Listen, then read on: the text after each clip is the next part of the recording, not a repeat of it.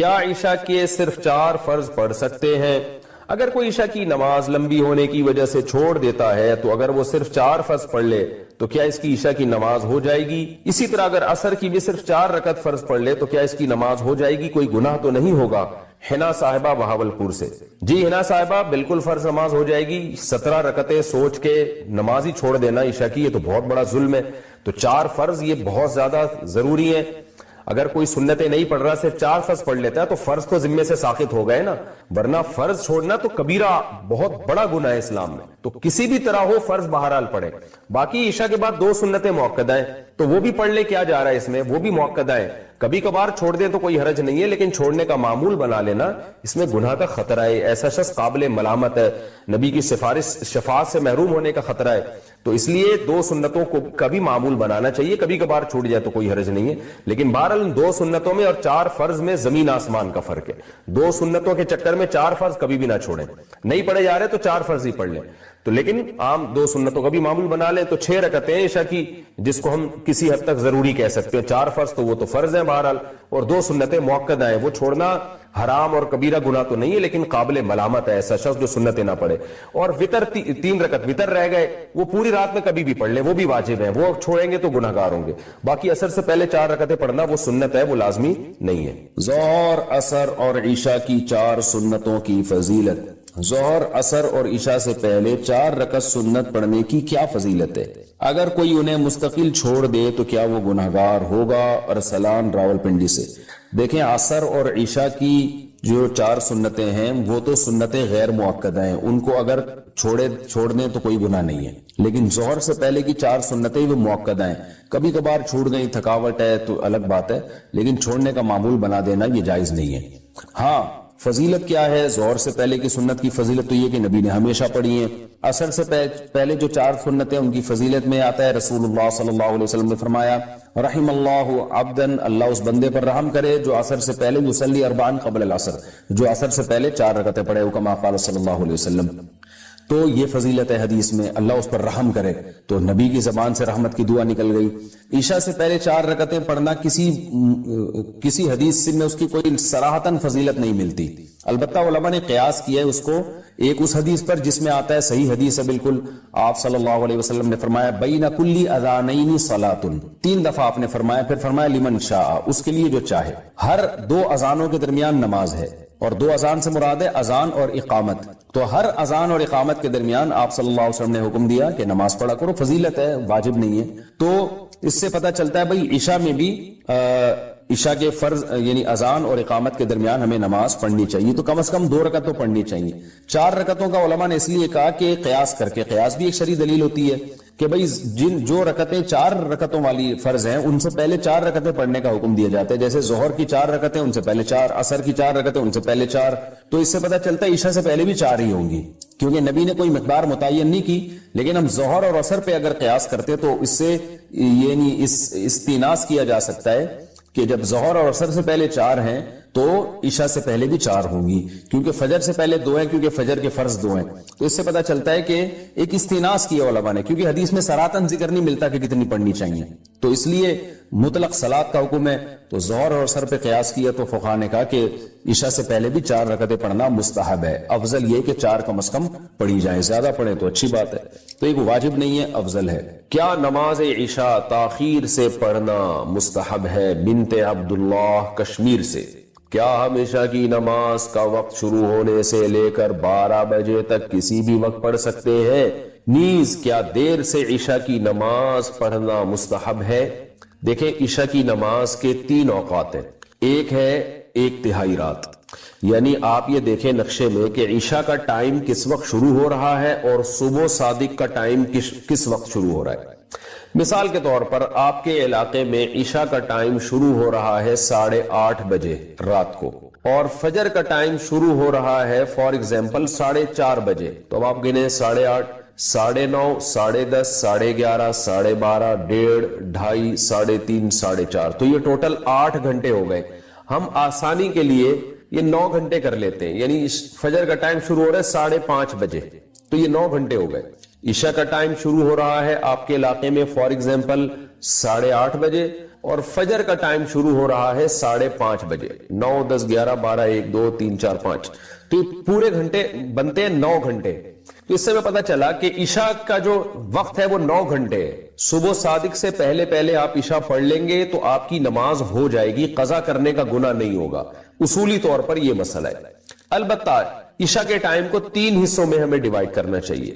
سب سے پہلے 1/3 رات. اب آپ بتائیں 9 گھنٹے جب عشاء کا ٹائم آپ کے علاقے میں اگر بن رہا ہے تو 1/3 یا 1/3 رات کب ہوگی؟ جب 3 گھنٹے پورے ہو جائیں گے. یعنی 8:30 بجے اگر عشاء کا ٹائم شروع ہو رہا ہے 9:30, 10:30, 11:30, یہ ہے 1/3. سب سے افضل وقت ہے 1/3 رات پہ عشاء کی نماز پڑھنا, یعنی 1/3 رات تک تاخیر کرنا, یہ سب سے افضل ہے. اور رسول اللہ صلی اللہ علیہ وسلم کی صحیح حدیث ہے, آپ نے فرمایا اگر مجھے اپنی امت پر خوف نہ ہوتا مشقت کا تو میں لوگوں کو عشاء کی نماز میں تاخیر کا حکم دیتا. تو مشقت کا خوف تھا اس لیے آپ نے اس کو واجب نہیں قرار دیا, لیکن افضل بہرحال یہی ہے کہ عشاء کی نماز اگر 9 گھنٹے کی رات ہے اور 8:30 بجے ٹائم شروع ہو رہا ہے تو 11:30 بجے پڑھی جائے, یہ سب سے افضل وقت ہے.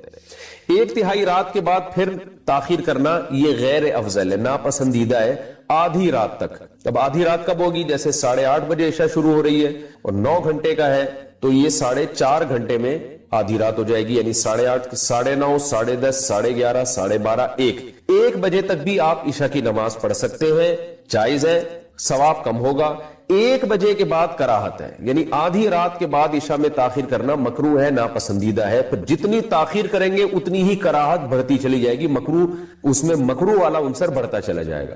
تو اس لیے حتی الامکان آدھی رات سے پہلے عشاء پڑھ لینی چاہیے, اور افضل ہے کہ 1/3 رات تک اس کو مؤخر کیا جائے. لیکن یہ خواتین کے لیے ہے یا ان لوگوں کے لیے ہے جو سفر میں ہو اور جماعت سے نماز نہ پڑھ رہے ہو کسی وجہ سے. اگر آپ محلے میں رہتے ہیں, مسجد میں جماعت سے نماز سے پڑھنا چاہتے ہیں تو پھر جماعت کی نماز کو ترجیح دی جائے گی, اور جماعت کی نماز جلدی ہوتی ہے. ہمارے ہاں 9:15 بجے عشاء کی نماز ہو رہی ہے, حالانکہ اصل وقت تو 11:30 بجے ہے. لیکن وجہ کیا ہے کہ نبی صلی اللہ علیہ وسلم بھی 1/3 رات تک تاخیر اس لیے نہیں کرتے تھے کہ صحابہ پر شاق نہ گزرے. تو اگر مسجدوں میں اتنی دیر سے جماعت کی نمازیں ہونا شروع ہو جائیں گی تو اس بات کا امکان ہے کہ لوگ نماز چھوڑ دیں گے سستی میں. تو نماز کو بچانا اور جماعت سے پڑھنا یہ زیادہ امپورٹنٹ ہے. آپ انفرادی نماز پڑھیں 1/3 رات تک مؤخر کرنے سے, یعنی انفرادی طور پر 1/3 رات تک مؤخر کرنے سے افضل ہے کہ آپ جلدی پڑھ لیں مگر جماعت سے پڑھیں. تو جماعت چھوڑنا بہرحال مسجد کی جائز نہیں ہے. تو مسجدوں میں جس ٹائم پہ نماز ہو رہی ہو آپ نے وہی نماز پڑھنی ہے اسی ٹائم پہ, چاہے وہ جلدی ہو رہی ہو چاہے وہ دیر سے ہو رہی ہو, تاکہ جماعت کی فضیلت نہ چھوٹے آپ سے. جماعت سے نماز پڑھنا چونکہ واجب ہے, نہیں پڑھیں گے گناہگار ہوں گے. اور اگر انفرادی پڑھنی ہو کسی عذر سے تو پھر بہتر یہی ہے, جیسے خواتین تو انفرادی پڑھتی ہیں گھروں کے اندر, تو پھر بہتر یہی ہے کہ 11:30 بجے تک مؤخر کیا جائے. لیکن یہ بھی اس خاتون کے لیے افضل ہے جس میں نیند کا بہت زیادہ غلبہ نہ ہو اور یہ بھی خطرہ نہ ہو کہ اتنی دیر سے سونے میں فجر قضا ہونے کا خطرہ نہ ہو. تو اگر خطرہ ہے, آپ کو یہ ڈر ہے کہ نیند کا غلبہ ہو جائے گا, سستی ہو جائے گی, تو بھائی پھر بہتر یہی ہے کہ وقت داخل ہوتے ہی پڑھ لیا کریں. جیسے ہی وقت داخل ہو پڑھ لے تاکہ قضا ہونے کا خطرہ ختم ہو جائے. بیوی پہ شک کرنا. انڈیا سے کسی صاحب نے پوچھا, شادی کے بعد 2 سال تک میری اولاد نہیں ہوئی, پھر جب میں سعودی عرب چلا گیا تو 2 مہینے بعد بیوی نے بتایا کہ وہ حامل ہے. ابتدا میں تو مجھے بہت خوشی ہوئی, پھر 11 ماہ کے بعد بچہ پیدا ہوا. میں اس کو کہتا تھا کہ یہ تو بہت تاخیر ہو گئی ہے ولادت میں, تو میری بیوی ناراض ہوتی تھی کہ آپ مجھ پر الزام لگا رہے ہیں. میرے پاس کوئی ثبوت بھی نہیں ہے, مجھے نہیں پتا کہ میری بیوی سچ بول رہی ہے یا جھوٹ بول رہی ہے. میں بہت پریشان ہوں کہ کیا کروں. آپ کو پریشان ہونے کی بالکل بھی اجازت نہیں ہے, یہ بچہ آپ کا ہے اور شریعت میں اس طرح کی اجازت نہیں ہے کہ آپ اپنی بیوی پہ شک کریں کہ 11 مہینے بعد پیدا ہو رہا ہے. 2 سال تک کے بھی حمل ماں کے پیٹ میں رہ سکتا ہے, 2 سال بعد بھی بچہ پیدا ہو سکتا ہے. تو آج کل ڈاکٹروں نے کہا ہوا ہوتا ہے فوراً جو ہے بس اتنا ٹائم ہم نے دے دیا تو اب یہ لازمی مارکیٹ میں آنا چاہیے, ورنہ ایسے بہت واقعات ہیں. بچہ 1.5 سال بعد پیدا ہوا, 2 سال بعد پیدا ہوا. امام ضحاک پیدا ہوئے تو کہتے ہیں کہ وہ اتنا لمبا حمل تھا کہ وہ 2 سال میں پیدا ہوئے, کہتے ہیں وہ. تو ایسے بہت سارے واقعات ہیں کہ بچہ ماں کے پیٹ میں 2 سال تک رہا ہے. اور ویسے بھی میاں بیوی میں جب بھی اولاد ہوگی نا, شادی کے 6 مہینے بعد اگر اولاد ہو رہی ہے, کم سے کم 6 مہینے شادی کے بعد, تو شریعت میں حکم ہے, نبی صلی اللہ علیہ وسلم کی صحیح حدیث ہے بخاری مسلم کی, الولد للفراش. جس کی بیوی کے ہاں بچہ پیدا ہوگا تو بچہ شوہر ہی کا ہوگا. تو جب تک آپ کے پاس اتنا ٹھوس ثبوت نہ ہو کہ 4 گواہ نہ ہو جنہوں نے زنا کرتے ہوئے دیکھا ہے آپ کی بیوی کو, تو اس وقت تک آپ بیوی پہ الزام نہیں لگا سکتے. اور اگر 4 گواہ نہیں ہیں تو پھر لعان ہے. لعان کا مطلب جو 5 قسمیں اٹھائی جائیں گی، آپ بھی آپ کی بیوی بھی، جو شرعی عدالت میں. تو اتنا آسان نہیں رکھا گیا اس کو. تو اس لیے یہ شیطان کی طرف سے وسوسے ہیں جو آپ کے دل میں آ رہے ہیں. آپ خام خام ایک عورت پہ شک کر رہے ہیں، یہ جائز نہیں ہے. یہ بچہ 100% آپ ہی کا ہے، آپ کو ماننا پڑے گا. صف میں دائیں بائیں نمازیوں کا کم یا زیادہ ہونا. سعد علی سیالکوٹ سے. میں امام مسجد ہوں. پوچھنا یہ ہے کہ کیا با جماعت نماز میں امام کے پیچھے دائیں بائیں نمازیوں کا برابر ہونا ضروری ہے؟ ابتدا میں تو برابر ہوتے ہیں، مگر بعد میں کبھی دائیں طرف کبھی بائیں طرف کچھ لوگ زیادہ ہو جاتے ہیں. تو کیا یہ گناہ ہے؟ اس سے نماز میں کوئی فرق تو نہیں پڑے گا؟ نہیں جی، نماز میں کوئی فرق تو نہیں پڑے گا، لیکن امام کا بیچ میں رہنا سنت ہے. اس لیے صف دونوں طرف برابر ہونی چاہیے. ہاں یہ ضرور ہے کہ جب دونوں طرف سب برابر ہو تو جو نیا مقتدی آئے تو وہ کہاں کھڑا ہو. تو اس کے بارے میں صحیح حدیث ہے کہ جو میامن صفوف ہے، صف کا جو دائیں طرف کا حصہ ہے، اس پر اللہ کی رحمت زیادہ ہوتی ہے. تو اس لیے کہ نو وارث جب آئے گا، نیا پرسن جب آئے گا، تو اسے چاہیے کہ سیدھے ہاتھ، صف کی جو سیدھے ہاتھ والا حصہ ہے وہاں کھڑا ہو. پھر جو اس کے بعد جو شخص آئے گا وہ دیکھے اگر کہ سیدھے ہاتھ والا حصہ زیادہ لمبا ہو گیا تو پھر وہ بائیں طرف چلا جائے تاکہ امام بیچ میں رہے. تو یہ غیر یعنی خلاف سنت تو ہے یہ کہ ایک طرف کی صف بہت لمبی دوسری طرف کی چھوٹی. خلاف سنت تو ہے یہ، لیکن یہ کہ اس سے نماز ہو جائے گی. غیر مسلم کو مسلمان کر کے نکاح کرنا. سراج احمد انڈیا سے. میں غیر مسلم لڑکی سے شادی کرنا چاہتا ہوں. وہ لڑکی اسلام قبول کرنے کے لیے تیار ہے، مگر میرے گھر والے کہتے ہیں کہ یہ نکاح جائز نہیں ہوگا. آپ بتائیے کہ جائز ہے یا نہیں ہے؟ جائز ہوگا بھائی، جب وہ نکاح جب مسلمان ہو جائے تو سبحان اللہ، تو بالکل جائز ہوگا. کر لیں آپ نکاح اس سے. والدین کی مرضی کے بغیر نفلی روزہ رکھنا. انڈیا سے کسی نے پوچھا ہے جی اگر چپکے سے نفلی روزہ رکھ لیا اور والدین روزہ توڑنے کا کہیں تو ایسی صورت میں روزہ توڑنے کا گناہ تو نہیں ہوگا؟ اگر نہ توڑیں تو کیا حکم ہے؟ دیکھیں مسئلہ یہ ہے کہ ہر وہ نفلی عبادت، فرض عبادت سے روکنے کا تو ویسے بھی ماں باپ کو حق نہیں ہے. لا طاعت لمخلوق فی معصیت الخالق. اللہ تعالیٰ کی نافرمانی میں آپ مخلوق کی بات نہیں مان سکتے، چاہے وہ والدین ہی کیوں نہ ہو. تو فرائض و واجبات میں تو سوال ہی پیدا نہیں ہوتا کہ ماں باپ اگر کہہ رہے فرض چھوڑ دو، داڑھی کاٹ لو، تو اس میں تو ماں باپ کی بات ماننا بالکل ناجائز ہے. جہاں تک نفلی عبادت کا تعلق ہے، جیسے نفلی روزہ ہے، نفلی آپ نماز پڑھ رہے ہیں، دعائیں لمبی لمبی مانگ رہے ہیں، تہجد کی پابندی کر رہے ہیں آپ، تو یہ جو نفلی عبادتیں ہیں ان میں اگر اس عبادت کی وجہ سے ماں باپ کی واجب خدمت میں فرق آ رہا ہے. واجب خدمت کا مطلب یہ کہ ماں باپ محتاج ہیں آپ کی خدمت کے، ان کو کوئی ضرورت ہے اور آپ لمبی لمبی دعائیں مانگ رہے ہیں، ادھر ان کا نقصان ہو رہا ہے اس سے. یا آپ تہجد پہ تہجد پڑھے جا رہے ہیں، دن بھر پھر سوتے رہتے ہیں، تو ماں باپ کو بنیادی ضروری کام بھی رہ جاتے ہیں اس سے ماں باپ کے. تو ایسی صورت میں بھی ماں باپ کی اطاعت لازم ہے، کیونکہ نفلی عبادت نفل ہے اور ماں باپ کی جو واجب خدمت ہے. دیکھیں خدمت کی بھی 2 قسمیں ہوتی ہیں. ایک واجب خدمت، وہ خدمت کہ آپ نے نہیں کی تو ماں باپ کو نقصان کا خطرہ ہے اس سے، اس کو کہتے ہیں واجب خدمت. اس کی مثال ہے جیسے باپ کما نہیں سکتے تو آپ کما کے ابا کو کھلائیں گے، یہ واجب خدمت ہے. کیونکہ اگر آپ نے نہیں ابا کو کھلایا پلایا یا اماں کو نہیں کھلایا پلایا تو وہ تو بےچارے بوڑھے ہو گئے، نہیں کما سکتے، تو اس میں حرج ہوگا نا، ان کا روٹی پانی سے ہی جائیں گے وہ. تو یہ خدمت تو آپ پہ لازم ہے. تو نفلی عبادت کی وجہ سے اگر اس خدمت میں حرج واقع ہو رہا ہے تو پھر نفلی عبادت آپ کو چھوڑنی پڑے گی. ماں باپ کی اطاعت لازم ہے اس صورت میں. لیکن اگر ماں باپ کی واجب خدمت میں کوئی فرق نہیں پڑ رہا بلکہ ان کی جو خدمت آپ پہ بنتی ہے وہ آپ پراپر کر رہے ہیں، تو پھر والدین کو حق نہیں ہے کہ وہ اپنی اولاد کو نفلی عبادت سے روکیں. کیونکہ انسانیت کی پیدائش کا جو بنیادی مقصد ہے وہ اللہ کی عبادت ہے، وہ والدین کی خدمت نہیں ہے. اصل میں اللہ نے اپنی عبادت کے لیے پیدا کیا ہے، تو خدمت بھی اس کا ایک حصہ ہے. تو جب بھی ضرورت ہوگی والدین کو آپ کو ان کی خدمت کرنی پڑے گی. لیکن انسان کی پیدائش بنیادی طور پہ اس کام کے لیے نہیں ہوئی. پیدائش وما خلقت الجن والانس الا لیعبدون، لوگ میری اطاعت کریں. تو ماں باپ اللہ سے ہی چھڑوا دیں اپنی اولاد کو اور اپنی خدمت میں لگا دیں تو یہ غلط ہے، یعنی اللہ کا حق پہلے ہے. تو اللہ تعالیٰ کا یہ ہم پہ کرم ہے کہ، اور والدین پہ بھی کرم ہے کہ اس نے بہت سے مقامات پہ اپنا حق چھوڑ دیا کہ جی جہاں والدین کو ضرورت ہوگی تو چلو میری عبادت چھوڑ کے ان کی خدمت کر لو. لیکن یہ وہاں جہاں ضرورت ہو، جہاں ضرورت نہیں ہے تو پھر ماں باپ کی جتنی خدمت کریں بہت ثواب ہے. لیکن ماں باپ آپ کو نفلی عبادت سے روک نہیں سکتے، روکیں گے تو آپ پر ان کی اطاعت لازم نہیں ہے. اب اس اصول کی روشنی میں یہ جواب سمجھیے کہ والدین اگر آپ کو کہتے ہیں کہ آپ نفلی روزہ نہ رکھیں تو کیوں کہہ رہے ہیں وہ؟ اگر نفلی روزے رکھنے سے آپ کی صحت خراب ہو رہی ہے، آپ دن بھر پڑے رہتے ہو، گھر کے کسی کام کاج کے قابل نہیں رہتے، آپ کوئی کام ہی نہیں کرتے گھر میں جس سے ان کو حرج ہوتا ہے، تو پھر آپ پر لازم ہے ان کی بات مانیں. کیونکہ بعض لوگ روزہ رکھتے ہیں پھر پڑے رہتے ہیں پوستیوں کی طرح سارا دن، کسی کام کے رہتے ہی نہیں ہے. وہ ماں باپ کو غصہ آتا ہے، بھائی تو گھر کے کام کر، تو دہی لے کر آ، ٹماٹر لے کر آ، گھر میں کھانا پکنا ہے، تو پوستیوں کی طرح پڑا رہتا ہے روزہ رکھ کے. تو اس بیس پہ اگر ماں باپ آپ کو روزے سے روکتے ہیں تو پھر آپ پر رکنا لازم ہے، کیونکہ گھر کے کاموں میں، بنیادی کاموں میں حرج واقع ہو رہا ہے.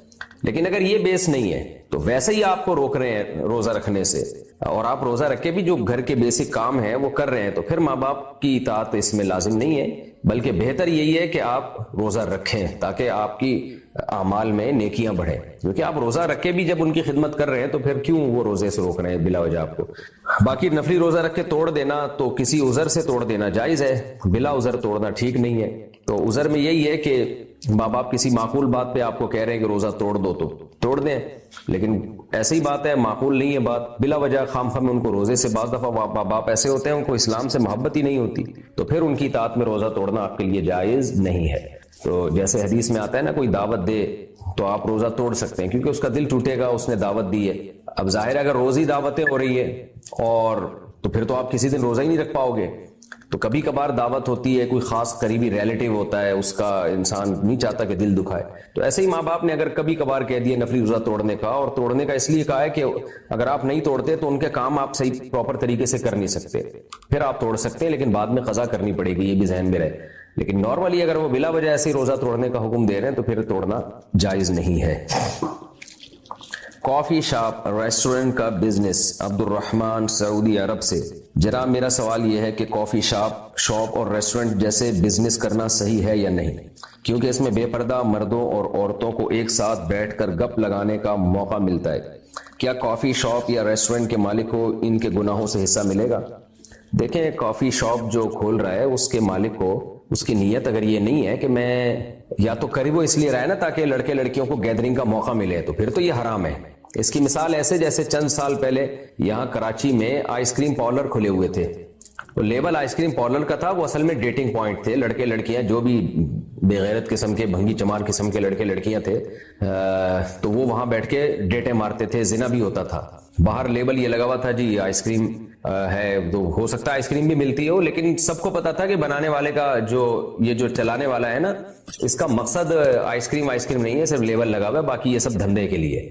تو آپ کی نیت ہی اگر یہی ہے کہ کافی کا تو ایک لیبل ہے، مقصد یہ ہے کہ جی ڈیٹنگ پوائنٹ بنے، تو پھر تو آپ کا یہ سارا کاروباری حرام ہے. لیکن میرا خیال ہے ایسا آپ کی شاید نیت نہ ہو، امید ہے صرف آپ نے کافی پوائنٹ کھولا ہوا ہے، تو پھر اس میں اگر کوئی بے پردہ خواتین آتی ہیں یا لوگ ڈیٹ مارتے ہیں تو آپ کا قصور نہیں ہے. اس کی مثال ہے جیسے آپ نے ایک رینٹ پہ گاڑی چلا رہے ہیں آپ، یا ایک بس چلا رہے ہیں، تو ظاہر ہے اس بس میں لوگ حج کرنے بھی جا رہے ہوں گے، اس بس میں لوگ پکنک کے لیے بھی جا رہے ہوں گے، اس بس میں ہو سکتا ہے کوئی ڈیٹ مارنے بھی جا رہا ہو، اس بس میں ہو سکتا ہے کوئی شراب پینے کی نیت سے بھی کسی ملک کا سفر کر رہا ہو.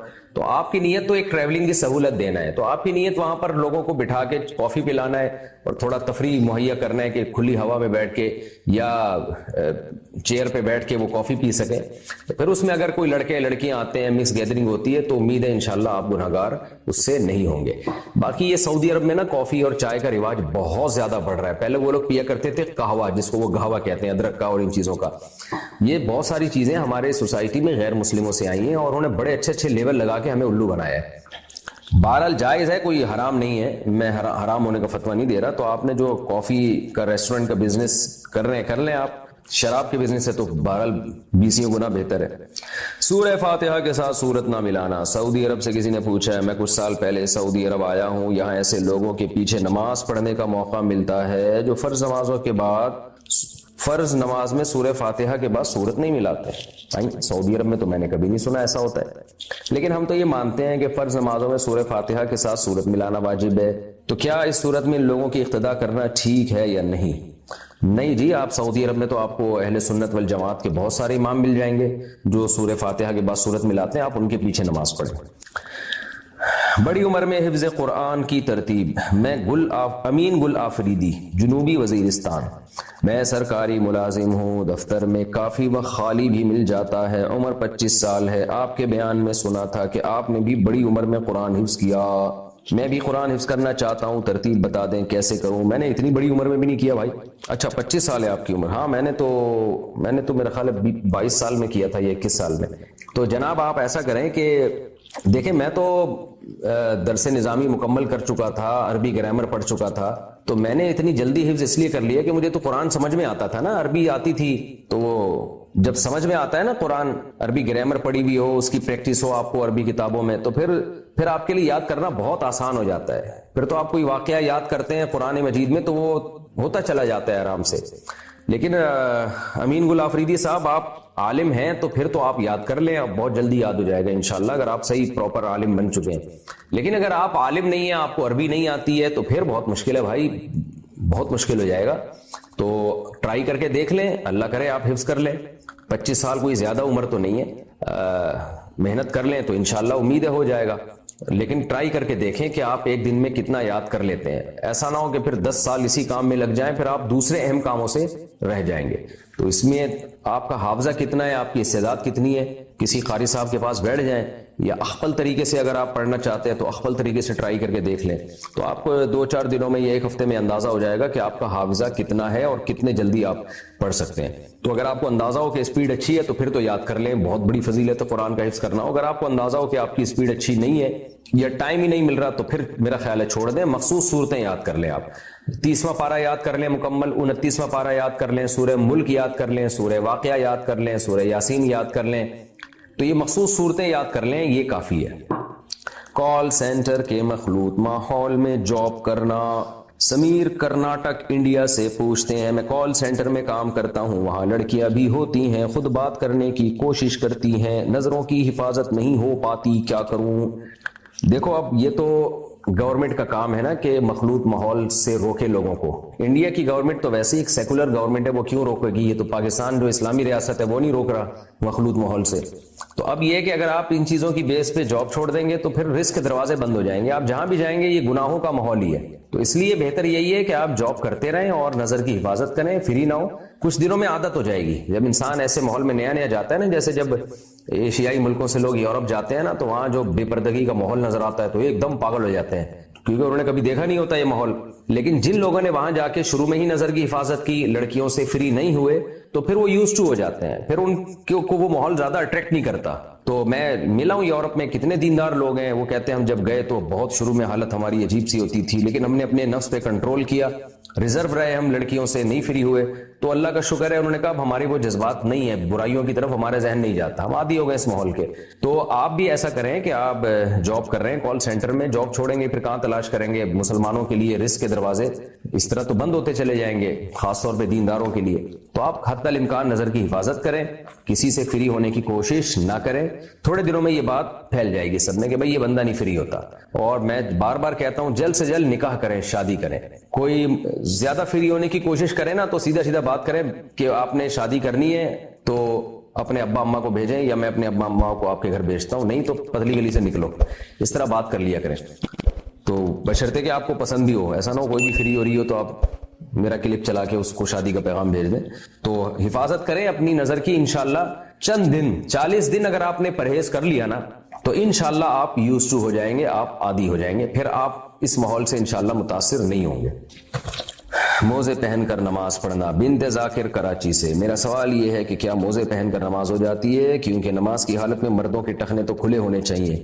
مردوں کے ٹخنے کھلے رکھنا کوئی نماز میں ضروری نہیں ہے. شلوار یا ازار یا پینٹ ٹخنوں تک پہنچانا حرام ہے, تو ٹخنوں سے اوپر رکھیں. باقی موزے پہن سکتے ہیں, اس میں کوئی حرج نہیں ہے, موزے پہن کے نماز ہو جاتی ہے. لاپتہ شوہر کے انتظار کی مدت.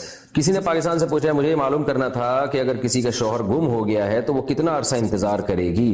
اگر وہ نکاح کر لے اور پہلا شوہر واپس آ جائے تو کس کے ساتھ رہے گی؟ شوہر گم ہو جائے تو صرف گم ہونے کی بیس پہ عورت کہیں اور نکاح نہیں کر سکتی, بلکہ گم ہونے کے بعد بالکل نا امیدی ہو جائے تو اصل مسئلہ تو یہ ہے کہ تینوں فقہ میں اس کی کوئی گنجائش ملتی نہیں ہے, نہ فقہ حنفی میں, نہ فقہ مالکی میں, نہ فقہ حنبلی میں. اس میں بس یہی ہے کہ وہ انتظار ہی کرے گی. لیکن فقہ مالکیہ میں اس کی گنجائش ہے کہ لاپتہ ہو جائے تو عورت کورٹ میں کیس کرے, کورٹ شوہر کو تلاش کرے, نا امید ہو جائے تو پھر اس کے نکاح کو فسخ کر دے, ختم کر دے, پھر عورت عدت گزار کے کہیں اور نکاح کرے. لیکن اس دوران اگر پہلا شوہر آ جائے واپس تو پھر دوسرا نکاح ختم ہوگا اور پھر پہلے شوہر کے پاس عورت دوبارہ جائے گی. لیکن یہ دوسرا نکاح بھی صحیح شرعن شمار ہوگا, اس سے جو اولاد ہوئی وہ حلال اولاد ہوگی, اس سے نسب بھی ثابت ہوگا. اور جب پہلا شوہر آ جائے گا تو یہ نکاح فسخ ہو جائے گا اور یہ عورت پھر عدت کے بعد پہلے شوہر کے پاس جائے گی. تو یہ مسئلہ ہے. لیکن یہ جب ہے کہ جب پہلے شوہر سے بالکل مایوسی ہو جائے, اس کی تلاش کی جائے. تو آپ پاکستان میں ہیں تو آپ کورٹ میں کیس کر سکتی ہیں, لیکن میں آپ کو مشورہ دوں گا اپنے پورے حالات لکھ کے پہلے کسی مدرسے سے, دارالفتہ سے فتویٰ لے لیں آپ, کیونکہ کورٹ جو ہے نا وہ شرعی حکام کا خیال نہیں کرتی ہے, بس وہاں جاؤ ٹھک کر کے ڈگری پکڑا دی. تو آپ فتویٰ لے لیں گی تو اس پروسیس کو پورا کریں تاکہ آپ کا یہ نکاح کورٹ سے اگر ختم ہوتا ہے تو شرعی بنیادوں پر ہو. تو دارالعلوم کرنگی ہے, بنوری ٹاؤن ہے, اگر آپ کراچی سے آپ کا تعلق ہے تو بنوری ٹاؤن ہے, دارالعلوم کرنگی ہے, جامعہ فاروقیہ ہے, جامعہ رشیدہ, یہ بڑے بڑے مدارس ہیں. اپنے پورے حالات لکھے کہ شوہر کو گئے ہوئے کتنا ٹائم ہو گیا اور آپ لوگوں نے تلاش کی کتنی کوشش کی ہے, کہاں گیا تھا, یہ ساری چیزیں لکھے. اور اگر آپ لاہور میں ہیں تو جامعہ اشرفیہ سے رابطہ کر سکتی ہیں, اور اگر آپ وہاں ہیں فیصل آباد کی طرف ہے جامعہ امدادیہ ہے, اور پشاور کی طرف ہے جو اکوڑا خٹک ہے. تو بڑے بڑے دینی مدارس ہیں, کسی بھی آتھینٹک دینی مدرسے سے رجوع کریں, پورے حالات لکھ کے دیں تو آپ کو نکاح ختم کرنے کا آپ کے حالات دیکھ کے شریعت کے مطابق جو طریقہ ہوگا سوٹیبل آپ کے لیے وہ طریقہ آپ کو بتا دیں گے. تو پھر کورٹ میں اس طریقے کے مطابق آپ کیس فائل کریں. شوہر کے گھر نہ جانے کی قسم. عبداللہ صاحب سرگودھا کراچی سے پوچھتے ہیں, اگر کوئی عورت اپنے شوہر کو کہے کہ اللہ کی قسم میں تیرے گھر نہیں آؤں گی, اس قسم کا کیا کیا جائے؟ عورت اپنے شوہر کو کہہ رہی ہے اللہ کی قسم میں تیرے گھر نہیں آؤں گی, اس قسم کا کیا کیا جائے؟ شوہر سے پوچھے کہ کیا کیا جائے. ہو سکتا ہے شوہر کہے کہ آپ وہی کریں جو آپ نے قسم اٹھائی ہے. تو بعض دفعہ میاں بیوی میں اتنا اختلاف ہوتا ہے نا کہ وہ لڑ کے آدھے ہو چکے ہوتے ہیں, دونوں چاہ رہے ہوتے ہیں کہ ہم جان چھڑائیں ایک دوسرے سے. تو دونوں آپس میں مشورہ کر لیں کہ قسم کو باقی رکھنا ہے یا توڑنا ہے. اگر شوہر کہ نہیں جی تم نے واپس آنا ہے, اتنی محبت ہے, میں تمہارے بغیر نہیں رہ سکتا, تو پھر آپ کو چاہیے کہ آپ قسم توڑ دیں اور میاں کے گھر واپس چلی جائیں اور 10 غریبوں کو 2 ٹائم کا کھانا کھلا دیں. لیکن اس غریب میں شوہر نہیں ہو, شوہر کے علاوہ جو غریب ہیں ان کو 10 غریبوں کو 2 ٹائم کا کھانا کھلا دیں. اگر آپ خود غریب ہیں, 10 غریبوں کو 2 ٹائم کا کھانا نہیں کھلا سکتی, اچھا صرف کھانا ضروری نہیں ہے بلکہ پیسے بھی دیے جا سکتے ہیں, تو 2.25 کلو گندم کے پیسے آپ ایک غریب کو دیں, اس طرح 10 غریبوں کو 2.25 کلو گندم یا گندم کے پیسے بانٹ دیں, تو یہ بھی ٹھیک ہے. اگر آپ خود غریب ہیں, نہیں پیسے یعنی آپ نہ پیسے دے سکتی ہیں نہ غریبوں کو 2 ٹائم کا کھانا کھلا سکتی ہیں, تو پھر آپ 3 روزے رکھیں لگاتار, یہ قسم کا کفارہ ہوگا. تو آپ گھر چلی جائیں شوہر کے اور پھر قسم توڑ دیں. نبی صلی اللہ علیہ وسلم نے فرمایا, جو حدیث کا مفہوم ہے, غلط بات پہ کوئی قسم اٹھائے نا تو قسم کو توڑ دینا چاہیے. تو شوہر کے گھر نہ جانا کوئی اچھا کام تو ہے نہیں, بلکہ شوہر کا گھر ہی نہیں ہے, وہ تو آپ کا گھر ہے. اللہ میاں نے شوہر کے گھر کو بیوی کا گھر قرار دیا ہے. تبھی قرآن میں آتے نا طلاق کے بعد لا تخرجوہن من بیوتہن, عورت کو اس کے گھر سے نہ نکالو. حالانکہ وہ تو شوہر کا گھر ہے, شوہر کرایہ دے رہا ہے یا شوہر مالک ہے, لیکن اللہ تعالیٰ شوہر کے گھر کو بیوی کا گھر کہتے ہیں کہ عورت کا گھر جو ہے نا اس کے شوہر کا گھر ہے. تو اللہ تعالیٰ نے اجازت نہیں دی ہے کہ اپنی بیوی کو اس کے گھروں سے نکالو, حالانکہ وہ شوہر کہتے ہیں میرا گھر ہے. تو میرا اللہ نے کہا ہی نہیں, اللہ نے کہا تیری بیوی کا گھر ہے, یا تو اس کو نکالے گا تو ہم یہ سمجھیں گے کہ تو اس کو اس کے گھر سے نکال رہا ہے. تو اتنا اللہ تعالیٰ نے عورت کو پروٹوکول دیا ہے. تو اس لیے آپ اس کو بولیں, آپ نے قسم اٹھانی تھی نا تو آپ کو یہ کہنا تھا میں اپنے گھر نہیں آؤں گی. تو شوہر کا گھر کہنے نہیں چاہیے, آپ کہیں گے یہ میرا گھر ہے, میں اس میں نہیں آؤں گی کبھی بھی. پھر آپ کو خیال ہوا کہ غلط بات پہ قسم اٹھائی ہے تو آپ قسم توڑ کے اپنے گھر آپ چلی جائیں. سیٹی بجانا, تالیاں پیٹنا. مدینہ سے آصف صاحب پوچھتے ہیں, مدینہ آصف اسلام آباد سے پوچھتے ہیں, اکیلے میں سیٹی بجانا کیسا ہے اور کیا تالیاں بجانے سے واقعی میں نیکیاں جھڑتی ہیں؟ دیکھیں, تالیاں اور سیٹیوں کو قرآن نے ایک مذمت کے طور پہ بیان کیا ہے. سورہ توبہ میں ہے وما کان صلاتهم عند البیت الا مکاء وتصدیہ, کہ یہ مشرکین جو ہے نا ان کی نمازیں سیٹیاں اور تالیاں ہیں بس, یعنی وہ چھچوری حرکتیں کرتے ہیں, پیٹتے ہیں یوں کر کے تالیاں اور سیٹیاں, جیسے چھچورے لوگ ہوتے ہیں نا جو کر رہے ہوتے ہیں. تو اس کو قرآن نے ایک برائی کے طور پہ بیان کیا ہے. تو سنجیدہ لوگ اور سلجھے ہوئے لوگ اس طرح تالیاں اور سیٹیاں نہیں پیٹتے, اور اکیلے میں بیٹھے ہوئے سیٹیاں بجا رہے ہو تو ویسے ہی بری حرکت ہے, اس سے اجتناب کرنا لازم ہے. باقی آج کل جو اپریشیٹ کرنے کے لیے تالیاں بجاتے ہیں لوگ, اس کا ایک عرف بہت زیادہ رائج ہو گیا ہے. کوئی اچھا کام کرے تو کسی جلسے میں آپ ہیں تو اپریشیٹ کرنے کے لیے تالیاں بجائی جاتی ہیں ایک تہذیب کے دائرے میں. تو اس میں علماء کی آراء مختلف ہیں. بہتر تو یہی ہے کہ جیسے مسلمانوں کا ہمیشہ سے کلچر رہا ہے کہ تالیوں کے بجائے سبحان اللہ کہتے تھے, ماشاء اللہ کہتے تھے. آپ دیکھیں پرانے مشاعرے جس میں بڑے بڑے شاعر آتے تھے, اس میں تالیاں بجانے کا رواج نہیں تھا. واہ واہ, سبحان اللہ, مکرر, اس طرح کی بات ہوتی تھی. تو اب مشاعروں میں بھی تالیاں شروع ہو گئی ہیں. بہرحال ہم اس کو یہ نہیں کہہ رہے کہ وہ ناجائز ہے.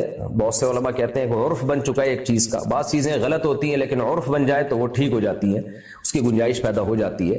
تو بہتر یہی ہے کہ اس سے ایوائڈ کیا جائے. باقی کہیں مجلس میں بیٹھے اور سب تالیاں بجا کے اپریشیٹ کر رہے ہوں کسی کو جائز کام پہ, تو پھر آپ بھی بجا سکتے ہیں تالیاں, گنجائش ہے اس کی. بہتر یہی ہے کہ ماشاء اللہ کہہ کے, یا شاعری ہے چل رہی ہے تو واہ واہ سبحان اللہ, اس طرح کے شاعروں کو تو واہ واہ چاہیے ہوتی ہے نا. بہتر یہی ہے کہ ایسا کر لیں. پرانے کپڑے سے قرآن کا غلاف سینا. ارم بشرا صاحبہ یو پی انڈیا سے پوچھتی ہیں کیا بچے ہوئے کپڑے سے قرآن کا غلاف سی سکتے ہیں یا نئے کپڑے کا ہی غلاف بنانا چاہیے؟ بچے ہوئے کپڑے سے بھی بنا سکتے ہیں. باقی قرآن کو پروٹوکول دیں, جتنی عزت دیں اتنا اچھا ہے. بہتر یہی ہے کہ مہنگے سے مہنگا کپڑا ہو, خوبصورت کپڑا ہو, اس سے قرآن کا غلاف بنائیں. جتنی عزت دیں گے اللہ کے شاعر کو, اللہ تعالیٰ اتنا ہی خوش ہوگا. سطر کی حد. محمد صدیق انڈیا سے. اچھا, یہ وطر کے بعد 2 نفل کا مسئلہ لوگ اکثر پوچھتے ہیں انڈیا میں کہ وطر کی نماز کے بعد 2 نفل پڑھنے چاہیے یا نہیں. یہ سوال ہمیشہ میں اسکپ کر دیتا ہوں. اس کی وجہ یہ ہے کہ اس میں بڑا اختلاف ہے وطر کے بعد 2 نفل میں, اور جس مسئلے میں اختلاف ہوتا ہے میں جب تک اس کی تہ میں گھس کے بال کی کھال اتار کے تحقیق نہ کروں میں جواب ریکارڈ نہیں کراتا. یہ میری عادت ہے. تو کیونکہ مجھے اس کا ٹائم ہی نہیں مل رہا اس مسئلے کی تحقیق کا, اور یہ آج سے نہیں ہے, یوں سمجھ رہے کہ 10-15 سال سے لوگ یہ مسئلہ مجھ سے پوچھ رہے ہیں, اور ہمیشہ میں کہتا ہوں کہ پتہ نہیں, مجھے معلوم نہیں. تو اب دعا کریں مجھے ٹائم ملے تاکہ میں اس مسئلے کی پوری تحقیق کروں, کیونکہ اختلاف ہے اس مسئلے میں وطر کے بعد 2 نفل. حدیث میں تو ہے لیکن بعض علماء کے نزدیک وہ حدیث منسوخ ہے آخری, اور یہ قولی حدیث میں جو آتا ہے اجعلوا آخر صلاتکم وطرا, کہ اپنی آخری نماز وطر کو بناؤ. تو اس حدیث سے بعض علماء نے استدلال کیا کہ لاسٹ نماز وطر ہی ہونی چاہیے. بعض نے کہا کہ نہیں چونکہ نبی نے پڑھے. تو اب اس میں صحیح بات کیا ہے, راجح قول کیا ہے؟ تو میں یہ آس میں بھی بہت دفعہ یہ سوال آیا, میں اس کو پی گیا. تو وجہ اس کی ہے کہ مجھے جب تک پوری تحقیق نہیں ہوگی, پورا تجزیہ نہیں کروں گا میں, اس وقت تک اس کا جواب میں ریکارڈ نہیں کراتا. تو یہ میں اس لیے بتا رہا ہوں کہ آج کل کے اسکالرز ایسے ہیں کہ جو پوچھو کھٹ سے جواب دے دیتے ہیں, تحقیق نہیں ہوتی ان کی, یا ایک طرف کے دلائل پڑے ہوتے ہیں, دوسرے طرف کے پڑے نہیں ہوتے. تو یہ بہت غلط طریقہ ہے. آپ کے پاس جب تک ٹائم نہیں ہے پراپر وے میں تحقیق کرنے کا, آپ جواب نہ دیا کریں. اور میں نے ایسے اسکالرز بھی دیکھیں ایک دفعہ غلط چیز ریکارڈ کروا دیتے ہیں اور اتنی ڈھٹائی کے ساتھ اس پہ غلط بات پہ پھر وہ ریکارڈ کرواتے ہیں کہ پھر وہ ریورس ہونے کا ان کے پاس چانس ہی ختم. جیسے یوٹیوب کی ارننگ کے حلال حرام ہونا ہے نا, بعض لوگوں نے پوری تحقیق کی نہیں اور اس کو ایسے حرام قرار دیا, اتنے ڈٹ گئے کہ اب ان کا بھی دل چاہتا ہے کہ وہ یوٹیوب کی ارننگ کمائیں, لیکن وہ پھنس چکے ہیں اپنی باتوں میں. اب ان کے پاس دلائل کا جواب نہیں ہے, لیکن چونکہ وہ اتنی ڈھٹائی کے ساتھ ایک دعوے کر چکے ہیں کہ اب وہ ریورس ہونے کا چانس ہی ختم کر دیا انہوں نے اپنے لیے. اسی وجہ سے کہتے ہیں نا کسی چیز میں ایسے دعوے مت کرو کہ آپ اپنے لیے واپسی کا آپشن ہی ختم کر دو. تو اس لیے پوری تحقیق کے بعد کوئی بات کرنی چاہیے. تو تحقیق کے بعد ہی جب بات ہو تو پھر بھی انسان سے غلطی ہوتی ہے, رجوع کا تو آپشن پھر بھی اس کے پاس ہوتا ہے, لیکن اس کو کم باتوں پہ رجوع کرنا پڑے گا. اور اگر پھینکتے رہیں گے یوٹیوب پہ بیٹھ گئے تو پھر رجوع ہوتا ہی رہے گا. پھر رجوع اتنا کرتا نہیں ہے انسان, اس کی بے عزتی ہوتی ہے, تو پھر وہ غلط بات پہ اڑ جاتا ہے. تو مجھے جیسے ہی موقع ملا میں وطر کے بعد 2 نفل کے بارے میں انشاءاللہ پراپر وے میں تحقیق کر کے پھر میں انشاءاللہ جواب ریکارڈ کرواؤں گا. سطر کی حد. مفتی صاحب انڈیا سے محمد صدیق نے پوچھا ہے, مفتی صاحب مرد کا سطر کہاں تک ہوتا ہے, کیا ناف بھی سطر میں شامل ہے؟ دیکھیں ناف سے لے کے گھٹنے تک سطر ہے, یہ حدیث میں آتا ہے. اب امام ابو حنیفہ اور امام شافعی کے اختلاف ہوا ہے کہ ناف سے لے کے گھٹنے تک تو حدیث میں ہے سطر ہے, تو اس میں ناف داخل ہے, گھٹنا داخل ہے یا نہیں؟ تو امام ابو حنیفہ کی رائے ہے کہ ناف سطر میں داخل نہیں ہے, گھٹنا داخل ہے, جبکہ امام شافعی رحمۃ اللہ علیہ کی رائے ہے کہ گھٹنا داخل نہیں ہے, ناف داخل ہے. تو بہتر تو یہی ہے کہ دونوں کی رائے پر عمل کریں اور احتیاط پر عمل کریں, ناف کو بھی چھپائیں, گھٹنے کو بھی چھپائیں. اور اگر یہ مشکل ہے آپ کے لیے کسی وجہ سے تو پھر ایک فقہ کو فالو کرنا چاہیے. تو امام ابو حنیفہ کے نزدیک تو جو چونکہ بر صغیر میں انڈیا پاکستان میں فقہ حنفی ہی ہے 99%, بلکہ اس سے بھی زیادہ 99.9% اہل سنت والجماعت میں فقہ حنفی ہی کو فالو کیا جاتا ہے. تو پھر 1.5 اینٹ کی الگ سے مسجد نہیں بنانی چاہیے انسان کو. جو جمہور کا مذہب ہے اسی کو فالو کرنا چاہیے. تو یہی ہے کہ ناف سطر میں داخل نہیں ہے لیکن گھٹنا سطر میں داخل ہے. گفٹ کی صورت میں چوری کیا گیا مال لوٹانا. پاکستان سے کسی نے پوچھا ہے جی مفتی صاحب اگر کسی کی ہم نے چوری کی ہو تو کیا گفٹ کی صورت میں وہ رقم اس کو لوٹائی جا سکتی ہے؟ جی ہاں بالکل. جب آپ نے کوئی چوری کر لی آپ کو احساس ہو گیا تو جن کی چوری کی ہے آپ پر لازم ہے کہ ان کو وہ رقمیں واپس لوٹائیں. تو اب بعض دفعہ یہ ہوتا ہے کہ آپ جب لوٹائیں گے بولے گا کیوں دے رہا بھائی, آپ کہیں گے میں نے ایکچولی چوری کی تھی اور میں نے توبہ کر لی ہے, تو زندگی بھر کے لیے وہ آپ کو چور کہتا رہے گا. تو اس لیے اس میں یہی سب سے بہتر طریقہ ہوتا ہے کہ آپ گفٹ کی صورت میں اس کو لوٹا دیں. اچھا بعض دفعہ یہ ہوتا ہے کہ گفٹ کی صورت میں بھی لوٹانا بڑا مشکل ہو جاتا ہے. وہ کہے گا کیوں دے رہے ہو بھائی, آپ نے تو کبھی گفٹ دیا نہیں. تو پھر کسی موقع پہ دے دیں, جیسے اس کی شادی ہو رہی ہے تو گفٹ دے دیں اس کو, یا کوئی پاس واس ہو گیا امتحان میں, یا کوئی خوشی کا موقع ہے تو اس میں لفافے میں ڈال کے وہ پیسے لوٹا دیں. جب بعض دفعہ یہ ہوتا ہے کہ پیسے چوری نہیں کیے ہوتے, کوئی چیز چوری کی ہوتی ہے, تو اس کا بھی حل یہی ہے کہ اس چیز کے پیسے جو مارکیٹ ویلیو ہے نا وہ پیسے لوٹا دیں آپ اس کو کسی بھی طریقے سے. تو بہت سارے طریقے استعمال کیے جا سکتے ہیں جس سے یہ بھی نہ پتہ چلے کہ آپ نے چوری کی تھی اور اس کا حق اس کو لوٹ بھی جائے. تو کوئی بھی طریقہ اختیار کیا جا سکتا ہے. بعض لوگ کہتے ہیں ہم نے بچپن میں اتنی چوریاں کی ہیں کہ ہمیں پتہ ہی نہیں کس کس کی چوریاں کی تھیں. تو خوب سمجھ لیں بچپن میں چوری کی ہو یا بڑے ہو کر کی ہو, لوٹانا تو سب کی رقمیں پڑیں گی آپ کو. تو اب جو بچپن میں کی ہیں اور یاد ہی نہیں آ رہا, تو بچپن میں یا بڑھاپے میں کہیں بھی کی ہے اور مالک کا پتہ ہی نہیں چل رہا, تو پوری تحقیق کر لیں, دماغ لڑا رہے ہیں پھر بھی پتہ نہیں چل رہا, تو پھر اس کی طرف سے وہ رقم صدقہ کر دیں آپ, اس نیت سے کہ اے اللہ فلاں کی میں نے چوری کی تھی, اب میں فلاں کی طرف سے یہ صدقہ کر رہا ہوں. اور اگر آپ خود غریب ہیں, آپ رقمیں صدقہ کر نہیں سکتے, بعض دفعہ چور غریب ہوتا ہے تو وہ کہاں سے صدقہ کرے گا, اس کے پاس لوٹانے کے پیسے نہیں ہیں, وہ کھا گیا سب کچھ. تو ایک اماؤنٹ کا اندازہ لگا لیں, بھائی اتنے پیسے میرے اوپر بنتے ہیں, تو حسب توفیق جتنی اللہ آپ کو توفیق دے, یعنی آپ کے پاس گنجائش ہو, تو قسط وار اس کو نکال دیں, یعنی قسطیں باندھ لیں کہ بھائی یہ میرے گھر کا ضروری خرچہ ہے اور باقی اضافی میں نے چوریاں کی ہیں, تو وہ پھر آپ نکال دیں اس کو, ٹھیک ہے نا. قسطوں میں کر دیں, یکمشت کرنا ضروری نہیں ہے اگر آپ کے پاس گنجائش نہیں ہے. اور اگر اتنے غریب ہیں کہ کھانے کو روٹی نہیں ہے آپ کے پاس, تو نیت کر لیں کہ جب مجھے اللہ گنجائش دے گا تو میں جتنے لوگوں کی چوریاں کی ہیں جلد سے جلد وہ سب کی رقمیں واپس لوٹاؤں گا. تو چونکہ اپنی جان بچانا تو پہلے ضروری ہے نا, تو جو بیسک خرچہ ہے نا لباس خوراک اور رہائش کا وہ پورا کریں, جو اضافی ہو وہ چوری کی رقمیں واپس لوٹائیں. ولی کے بغیر چھپ کر نکاح کرنا. انڈیا میں 18 سال کا ہوں, مجھے ایک لڑکی پسند تھی تو میں نے حرام سے بچنے کے لیے چھپ کر نکاح کر لیا, لیکن اس نکاح میں لڑکی کا کوئی ولی یا گھر والا شامل نہیں تھا. میں نے مہر بھی ادا کر دیا, کیا ہمارا نکاح ہو چکا ہے؟ دیکھیں لڑکی کے ولی کی اجازت کے بغیر نکاح کرنا ایک اختلافی مسئلہ ہے. تینوں اماموں کے نزدیک یہ جائز نہیں ہے, امام شافعی, امام مالک, امام احمد بن حنبل. دلائل کیا ہیں اس پہ میں بہت دفعہ دلائل پہلے ریکارڈ کروا چکا ہوں, اس سے کلپ بہت لمبا ہو جائے گا. دلائل دونوں کے پاس ہیں, امام ابو حنیفہ کے دلائل بھی مضبوط ہیں, تینوں مذاہب تینوں ائمہ کے دلائل بھی مضبوط ہیں, دلائل دونوں طرف ہیں. تو ایسے موقع پہ جب دونوں طرف دلائل ہوتے ہیں, امام ابو حنیفہ اکثر قرآن کی جو ہے نا وہ ترجیح دیتے ہیں. جب حدیث اور قرآن میں ٹکراؤ ہوتا ہے تو پھر امام ابو حنیفہ کا اصول ہے کہ وہ قرآن کو ترجیح دیتے ہیں, اور دیگر ائمہ جو ہے وہ حدیث کو وہی ویلیو دیتے ہیں جو قرآن کو ہے. تو یہ اصولی اختلاف کی وجہ سے بعض دفعہ مسائل میں اختلاف ہو جاتا ہے. تو قرآن سے یہی مترشح ہوتا ہے, پتہ چلتا ہے کہ نکاح کے لیے ولی کی اجازت ضروری نہیں ہے, لیکن حدیث میں ہے کہ لا نکاح الا بولی, ولی کے بغیر نکاح نہیں ہوتا. پھر اس حدیث کا مطلب کیا ہے؟ جمہور کے نزدیک تو یہی مطلب ہے کہ ولی کے بغیر نہیں ہوتا, لیکن امام حنیفہ کے نزدیک اس کا وہ مفہوم نہیں ہے.